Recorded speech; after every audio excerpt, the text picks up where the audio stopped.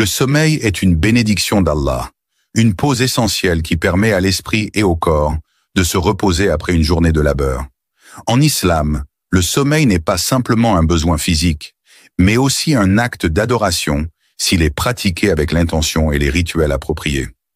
Le prophète Muhammad, paix et bénédiction sur lui, a enseigné plusieurs pratiques et invocations à réciter avant de dormir pour que ce temps de repos soit également un moment de proximité avec Allah. Le sommeil, bien que temporaire, nous rappelle la résurrection et le réveil du jour du jugement, renforçant ainsi notre foi. L'objectif de cette vidéo est de guider les croyants dans les pratiques sunnah relatives au sommeil.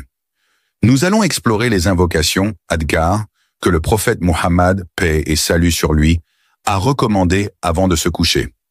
En récitant ces invocations, non seulement nous suivons la voie prophétique, mais nous nous protégeons aussi spirituellement et assurons un sommeil paisible, dans la conscience d'Allah.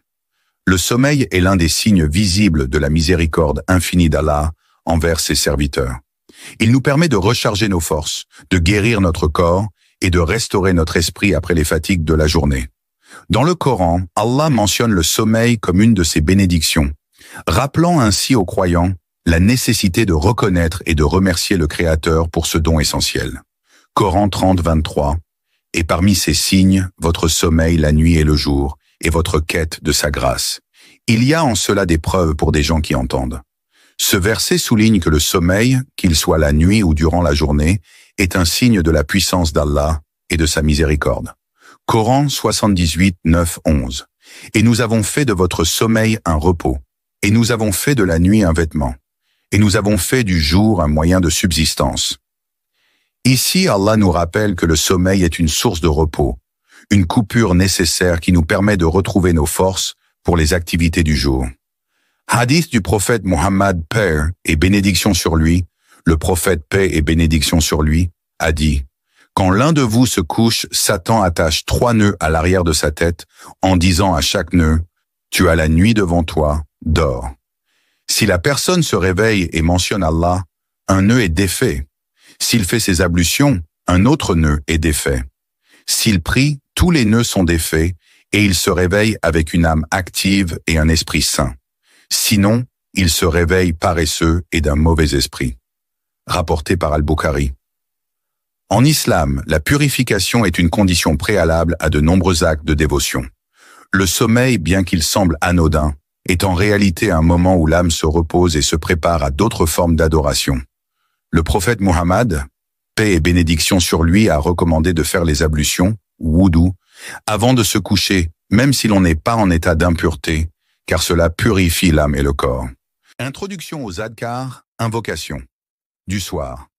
Les adhkar du soir, ou invocations spécifiques à réciter avant de dormir, occupent une place importante dans la tradition islamique. Ces invocations, enseignées par le prophète Muhammad, paix et bénédiction sur lui, servent à purifier l'âme, à se protéger des influences négatives et à assurer un sommeil paisible.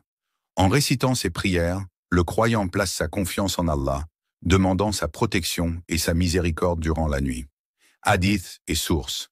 Les invocations recommandées par le prophète, paix et bénédiction sur lui, récitation d'Ayat al-Kursi. Hadith, le prophète, paix et bénédiction sur lui, a dit: lorsque vous vous couchez, récitez Ayat al-Kursi, verset 255 de la sourate Al-Baqarah. Car un ange d'Allah vous protégera, et Satan ne s'approchera pas de vous jusqu'à ce que vous vous réveillez. Rapporté par Al-Bukhari. Explication. Ayat al-Kursi est un verset puissant du Coran qui évoque la grandeur d'Allah. Réciter ce verset avant de dormir est une manière de se placer sous la protection d'Allah pendant la nuit. Récitation de sourate Al-Ikhlas, Al-Falaq et An-Nas.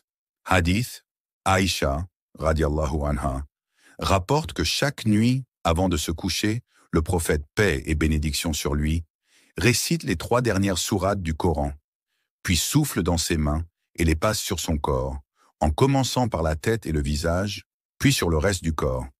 Il répétait cela 3 fois, rapporté par Al-Bukhari. Explication. Ces 3 sourates sont connues comme les sourates de protection. Elles protègent contre les maux, les envies malveillantes et les attaques sataniques. Leur récitation avant de dormir est un bouclier spirituel pour le croyant. Invocation du sommeil. Bismika Allahumma amutu wa ahya. Hadith. Le prophète, paix et bénédiction sur lui, avait l'habitude de dire, avant de s'endormir, Bismika Allahumma amutu wa ahya, qui signifie « En ton nom, ô Allah, je meurs et je vis », rapporté par Al-Bukhari. Explication. Cette invocation rappelle la dépendance totale de l'homme envers Allah, aussi bien dans la vie que dans la mort.